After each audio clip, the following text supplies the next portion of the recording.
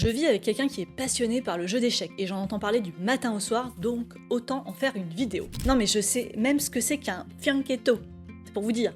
Enfin bref. Est-ce que vous saviez que les pièces d'échecs au Moyen-Âge étaient faites en ivoire de morse? Oui, les deux dents là, comme ça, tout ça là. Oui. Le morse, pour rappel, ça ne vit pas en Europe, mais sur les côtes de l'océan Arctique, donc ça peut paraître bizarre d'utiliser une matière première aussi lointaine. Mais en fait, au Moyen-Âge, la domination musulmane de l'Afrique a compliqué pour les Européens l'accès à l'ivoire d'éléphant, une matière travaillée depuis l'Antiquité et qui était très prisée pour les productions de luxe. Résultat, les Européens trouvent un marché parallèle et s'approvisionnent en ivoire de morse que produisent les colonies vikings du Groenland. Profitant d'un climat assez chaud aux alentours de l'an 1000, les Scandinaves s'installent dans les fjords du Groenland et chassent les morses pour leurs précieuses dents en ivoire. Ce commerce irrigue ensuite l'Europe occidentale, et même si on fait aussi des pions d'échecs en bois ou même en bois de serre, l'ivoire de morse permet de confectionner des jeux de grande qualité et très finement sculptés. 3 pièces d'un jeu d'échecs en ivoire de morse daté du XIe siècle ont par exemple été retrouvées en Normandie, au château de Crèvecoeur en Auge. Le nom de bled absolument fantastique. Si quelqu'un est de là-bas, qu'il fasse signe. Mais l'ensemble le plus impressionnant est conservé au British Museum. Il s'agit des figurines de Lewis trouvées dans les îles Hébrides et composées de 78 pièces du jeu d'échecs. Sans doute fabriquées vers l'an 1200,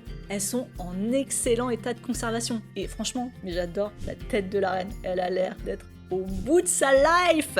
Donc s'il vous plaît, si vous avez vu ce short, mettez un petit emoji Queen, reine, couronne pour essayer de lui redonner des points de vie parce que... la pauvre.